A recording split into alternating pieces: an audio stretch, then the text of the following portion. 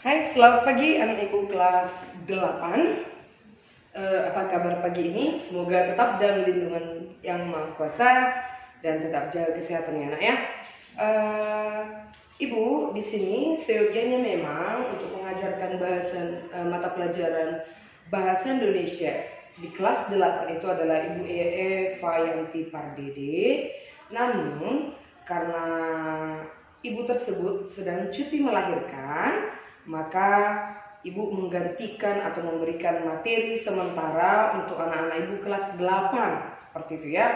Jadi ibu mengajar bahasa Indonesia di kelas 7 dan kelas 9, sementara di kelas 8 Bu Eva, tapi tidak masalah karena sama saja siapapun yang menyampaikan informasinya sama saja. Sembari menunggu Ibu Eva Yanti masuk mengajar, maka supaya tidak ketinggalan juga, karena kan kelas 7 dan kelas 9 sudah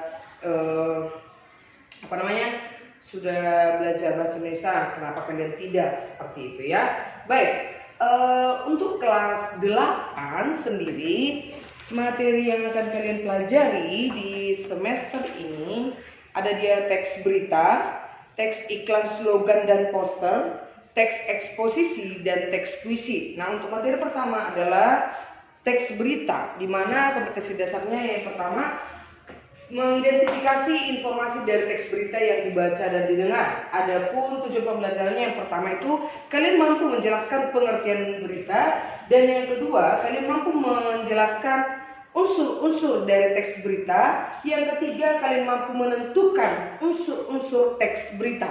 Baik, nah sebelum kalian mengidentifikasi informasi dari isi berita atau isi dari teks berita, ibu perkenalkan secara singkat siapa berita itu.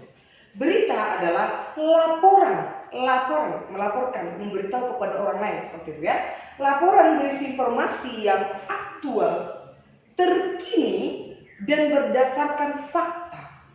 Ya, ini yang paling berita itu berdasarkan fakta. Kalau kita melaporkan, memberitahu orang lain mengenai suatu informasi tetapi tidak ada fakta, tidak ada bukti yang mendukung, itu namanya gosip atau hoax.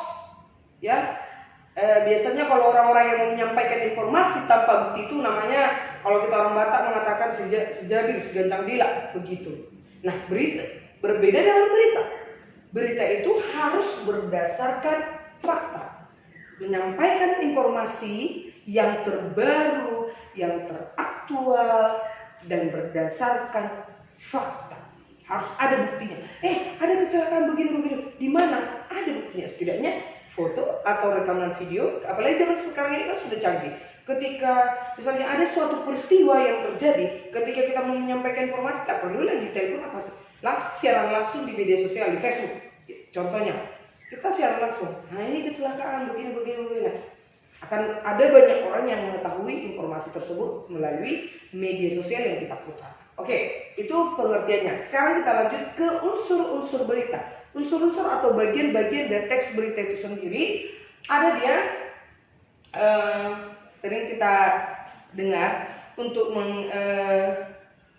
untuk mengidentifikasi informasi itu. Biasanya kita menyusun daftar pertanyaan di mana menggunakan kata tanya. Kata tanya yang dimaksud adalah adik simba. Di kelas 7 saudari pernah gue ajarkan ini adik simba. Ada apa, di mana, kapan, siapa, mengapa, bagaimana. Ada 6 unsur. Kita sering sebut, kita kasih rumus 5W plus 1H. What, where, when, who, why, how.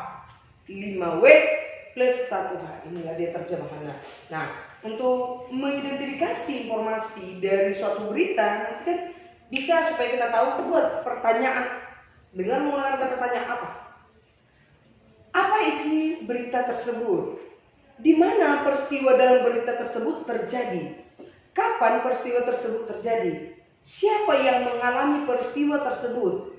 Mengapa peristiwa tersebut terjadi? Bagaimana proses peristiwa tersebut terjadi? Nah, ketika kita sudah menyusun pertanyaan, tentu kita jawabannya dari teks berita yang kita baca. Nah, ketika kita menjawab berita tersebut dengan menyusun daftar pertanyaan menggunakan rumus 5W+1H, secara tidak langsung kamu sudah mengidentifikasi informasi dari teks berita. Gitu.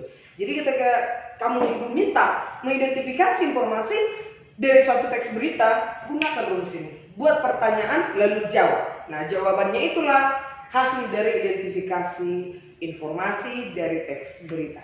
Baik, itu saja Ibu rasa perkenalan singkat dari teks berita. Silakan dibuka buku paket bahasa Indonesianya kelas 8 pastinya ya, bukan kelas 7 ya, karena kalian sudah naik kelas.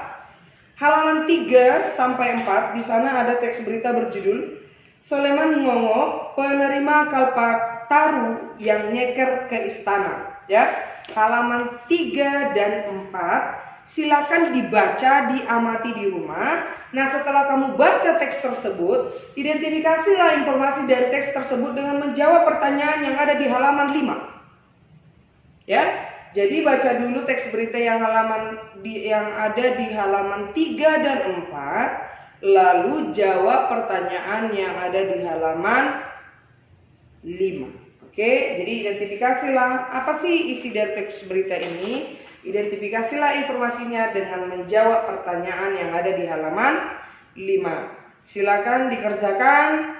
Jawabannya dikirim di Google Classroom mata pelajaran Bahasa Indonesia kelas 8. Nanti boleh Ibu yang menilai atau Bu Eva boleh. Pokoknya jangan lupa kirimkan tugasnya dikerjakan di buku catatan, foto, lalu kirim di GCR. Kemudian ini catatannya